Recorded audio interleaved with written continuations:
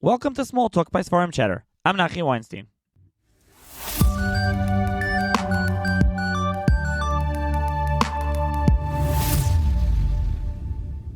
On this episode of SmallTalk, I'm going to be joined by Dr. Berel Epstein, who is a theoretical physicist at Johns Hopkins Applied Physics Laboratory, and the author of Emunah and Physics, Jewish Resolve, published by Mosaica Press.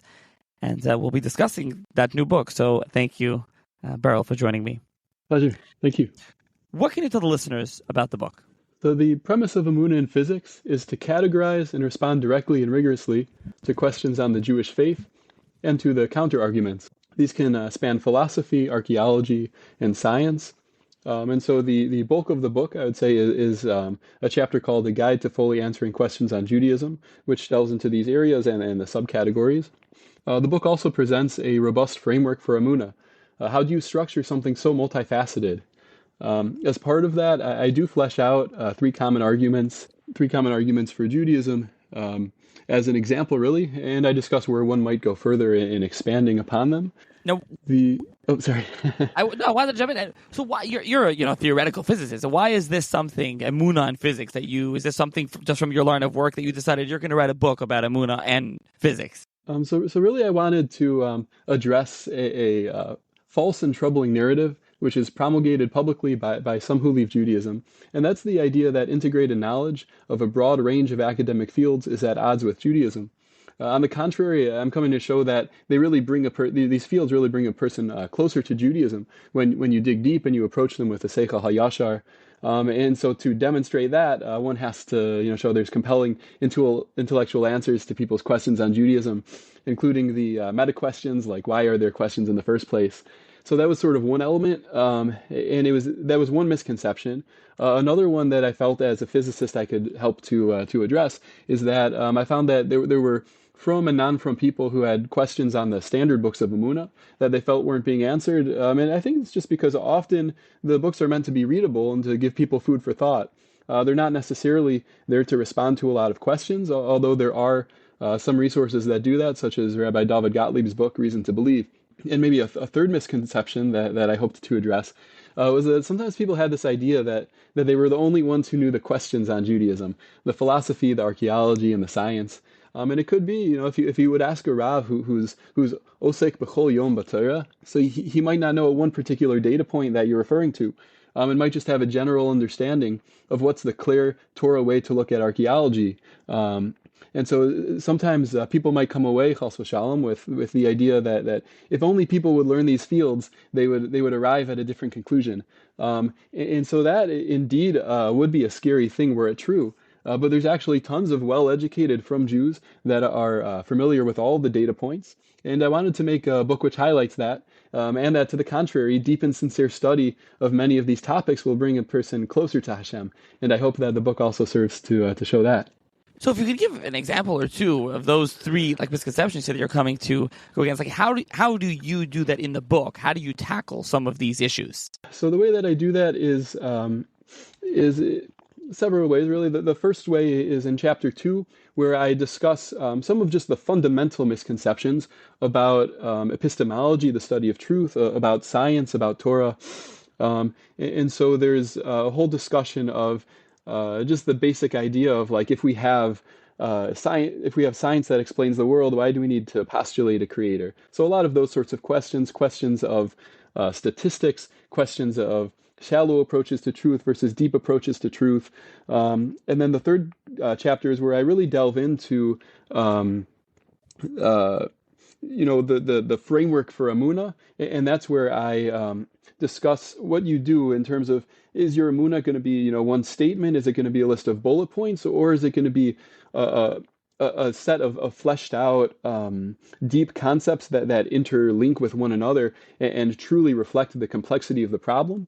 And the fourth chapter is this large section on each of those categories of questions. And so for philosophy, I delve into each one. And then for archaeology, I separate it into categories, which are very concrete categories. Any archaeological question you find is really going to fit into one of these categories. The science portion, I discuss four concepts which or five approaches, which are general approaches. So within them, there's certain sub approaches that you'll find, and these are all Torah approaches for answering questions on Judaism from science. And these are things that are not just b'diavad; these are within the Masorah itself.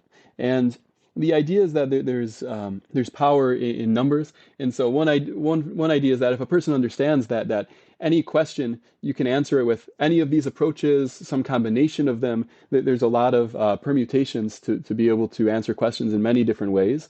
And furthermore, I want this to be a book that really works for a lot of people, whether a person is modern Orthodox, Litvish, Hasidic, or any type of Jew. I really want this to be something that really can help everybody. So I felt that was kind of the best way to do it. But then I delved in deeper. Rather than just saying these are the approaches, I decided to just take a question. I think there's power in really giving examples. So I took the flood, the Mabul, and I went through each of these approaches, how one would approach that particular question. And similarly for the archaeology element, I made certain statements, but I wanted to show that it's not just argumentation, that this is really something that empirically is the correct approach, not just an approach even. And so I spoke with a number of archaeologists, and I recorded those those conversations anonymously. And I also spoke with a statistician about the statistical significance of archaeological points, and I spoke with another statistician. And then I spoke with a mathematician friend of mine to make sure that I was properly interpreting the statistical arguments and such.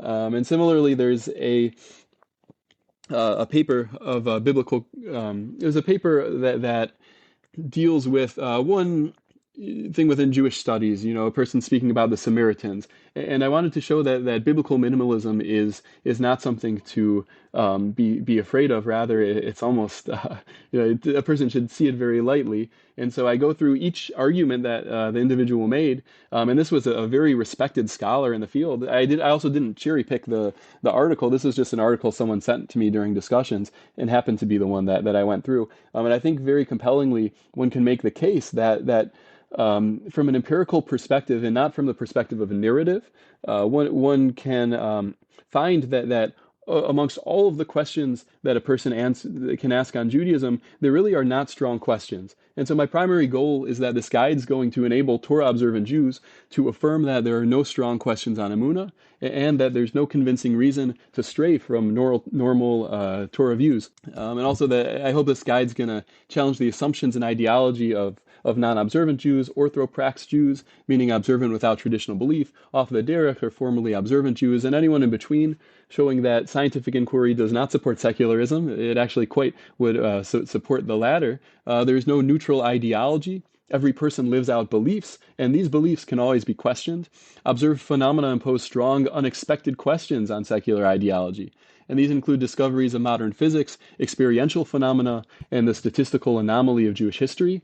Arguments based on pragmatism, how to practically live a good life, also impose strong and very unexpected questions on secular ideology, and to show in Chapter 5 that anyone can authentically return to Judaism, no matter where a person's coming from. So would you say that the book is a guide, like you're saying, it's a guide for people? Is it a guide for people that have or had such questions, or it's a guide for everyone? This is something that, in your mind, people should pick up and read, and it'll help them out. It's a very good question. I think there is something that everyone can gain from this book. I think that the target audience probably would be people where they're intellectual people, out-of-the-box people, people who think a lot about truth. I think I find that Russian Jews tend to be interested in it. It could be, the emphasis on science. I think it's also for struggling or off-the-derech Jews. And this is a book for people who are bothered by questions. It's for rabbis and teachers who are expected to have answers. It's for high school students that may be grappling with their first exposure to potential conflicts that they feel they can't resolve at the moment, and that they maybe need more resources. And just in general, I think that Emunah is a very important topic to approach because, unlike the English concept of faith, Emunah is an innate conviction, faithfulness, and a loyalty, an existence rooted firmly in the divine. And so strong conviction, if this is a conviction, it means strong action. Therefore, the stronger one's Emunah, the better one's actions, and the greater the heights that a person can achieve in their service of the Creator. So therefore, it's appropriate for a Jew to take practical steps to strengthen one's Emunah. There are many ways to do it, and this is just one of them. I also want to give people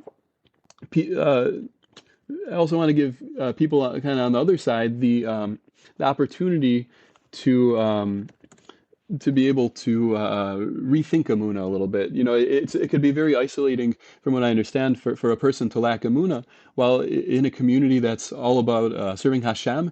And from the people I speak with, a person can feel disillusioned or depressed. And so I want to give people the chance to reapproach this rich tapestry of fine inquiry that forms the basis of Emunah.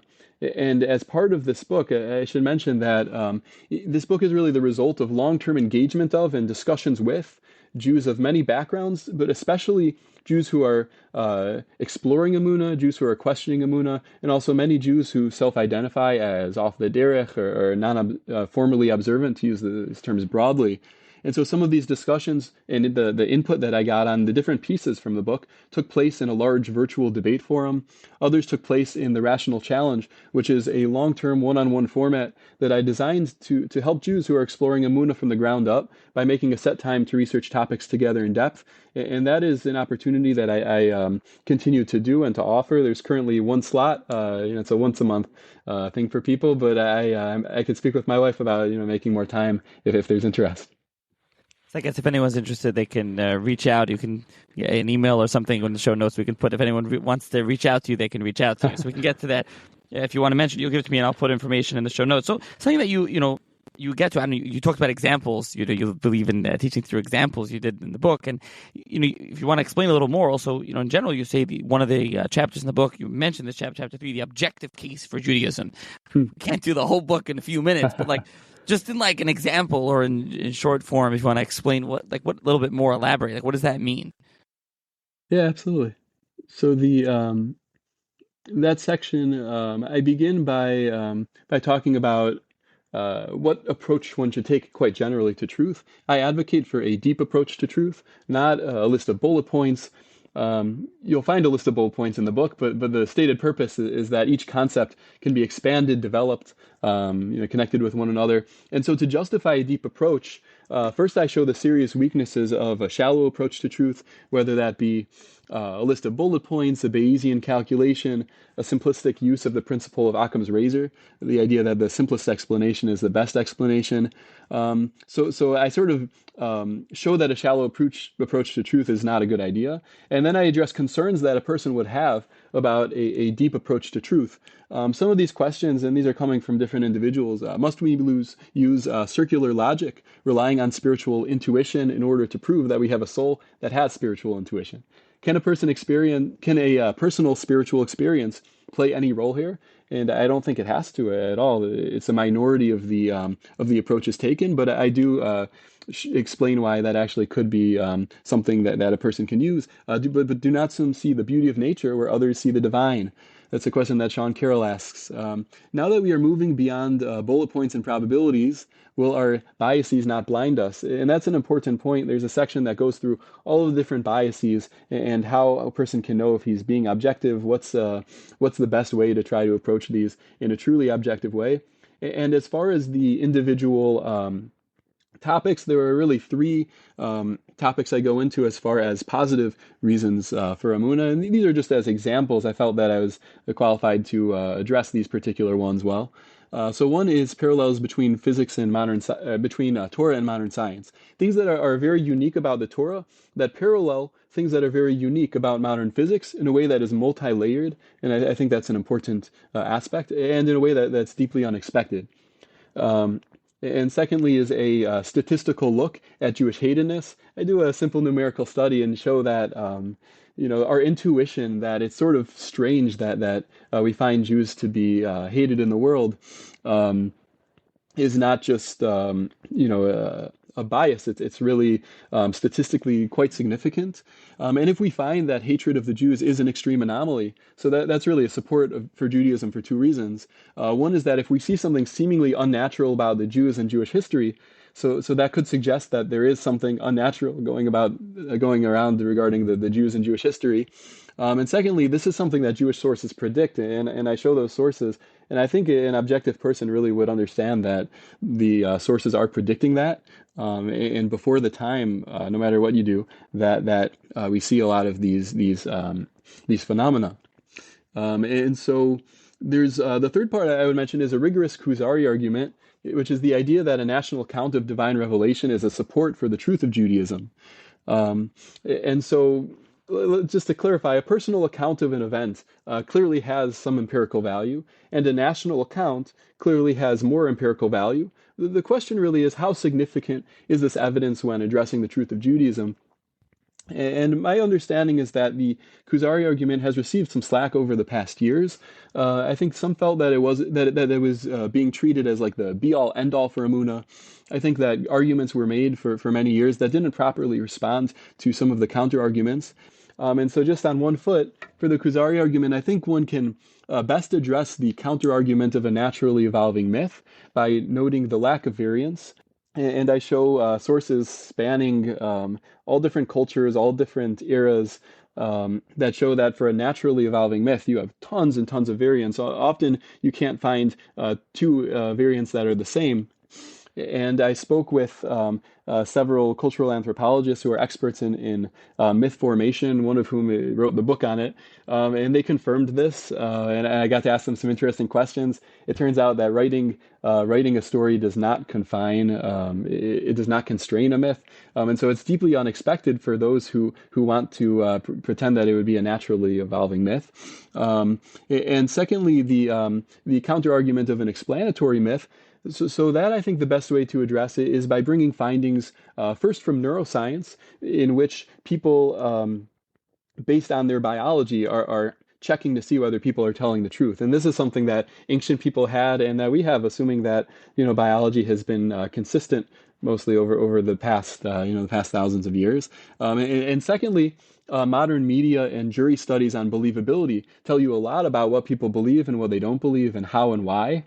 And now, for that, you have to address the sub-counter argument, which is that maybe people were very different back in the day. Some want to suggest that today we have truth and rationality, whereas in the past maybe people were very gullible. Maybe they had a different understanding of what's true and what's false. They were maybe more primitive, as some might say. But so the way I think you want to address that is, one, by leveraging early Greek descriptions of the Jews as a nation of philosophers by race, which was, this was near the time of Ezra, within 100 years. And these are, words of praise that for Greek philosophers who dedicated their lives to philosophy, this is how they describe the Jews. So it's a very positive thing. And so if you project back, 2,500 years, and this is what you see, to expect that it might be similar over the 500 years before is not such a stretch. And furthermore, there's a recurrent theme within the Torah of the Jews as a skeptical people in Chumash, who do not just accept anything. And so, if you're going to say that that the Jews were people who were primitive and not skeptical, and then they wrote something at the time and delivered it that was something where they described a skeptical people, but they hadn't yet become skeptical people. So it's sort of an internal contradiction in that argument. Now, these topics, everything we've been discussing in the book has even more, and there's a number of appendices. The book's about 300 pages or so, right? Correct. These are heavy subjects. So who did you get haskamas from? Sure. Baruch Hashem, I was looking to a lot of siyati d'ishmaya with this. There's a very positive haskama from Rabbi Yitzchak Breitowitz at Or Sameach, and from Rav Nachum Lansky at Ner Yisrael, Yeshivas Ner Yisrael here in Baltimore. And I think these are haskamas that to a wide range of Jews are going to be impactful. And the words themselves, they read the book, and thank God the hashkafa was right, which was very important to me. And I also thought it's important to have, in this particular book, to have words of support from all the different fields that are relevant. As a physicist, if I'm talking about philosophy or about archaeology, who's to say that I know what I'm talking about? And so I can read maybe a couple quick quotations from if there's interest. But so Sure, one why is not? Go ahead. Rav Yitzhak Meitlis, who's an archaeologist, who's a recipient of the Israel Peace Prize, and he is someone who studied under he got his PhD under the main biblical minimalist in Israel. And so he's someone who really knows archaeology and has written books on it. So he said, I read the chapters dealing with archaeology, and it was interesting to see how a man of the exact sciences relates to archaeology. I was impressed by Professor Epstein's ability to enter a field he was unfamiliar with and how he managed to master it. This book presents a fresh approach in this field, and even if there are those who disagree about some details, it will not be possible to ignore it. Dr. Curtis Franks, a associate professor of philosophy at University of Notre Dame, says it's a book of great subtlety about identifying hidden assumptions, clarifying one's own investigative framework, and ultimately about knowing oneself. Dr. Ariel Evan Mace at Stanford University, professor of religious studies and a background in Jewish studies, says that it's a bold rebuttal to many of the core debates over Jewish history and thought, a must-read. And from an atheist scientist, there's a very positive statement that it'll be especially useful to an audience that was raised with a religious background that they challenged and abandoned, but now feel a void in their lives, and may light a candle that illuminates a path towards a holistic view of the world where science and religion can coexist without conflicts. And the most important words, of course, from the Rabbanan, Rav Yitzchak Breitowitz says, "May Dr. Epstein's teachings find wide acceptance, and may his words strengthen Emunah in Hakadosh Baruch Hu and in the truth of his Torah." And from Rav Nachum at Nir Yisrael, he says it's a very chashuv work, and I encourage readers to look through the Haskamos and also to ask their rebbeim whether this is something that would be appropriate for them to be reading. Yeah, so, and you said this before, who it's meant for, but just here as we finish up, so who would you say in your mind that is your, obviously you probably want everyone to read it, but who in your mind is the target audience of a reader of this book? Yeah, the main target audience, I would say, would be people where they never quite were able to have a strong belief in Hashem, and it's something that they desired to have, and they're really trying to address what's true, what's not true. People who are intellectual thinking people. I think that it'll be a lot of toils for them to be able to open-minded people where they can really think about these topics in a straight way and to try to arrive at the right conclusion. But I think it's also there's a benefit for people in a lot of different places, because Emunah is something that touches on everybody and everyone, and I hope that that people will be able to find something in it, and even the people who just like books about Torah and science, where they're like, hey, this would be cool. Like, why is it that the standard model of particle physics, the exact structure of that, the fundamental particles, which is a very complex structure, corresponds precisely to the machana, and what's the probability of that, and why might that be what we see? Fascinating. Okay, so for those interested, I'll put a link in the show notes to Mosaica Press. And with Mosaica Press, you can always use code CHATTER for 15% off here for Svarim Chatter listeners. And, Dr.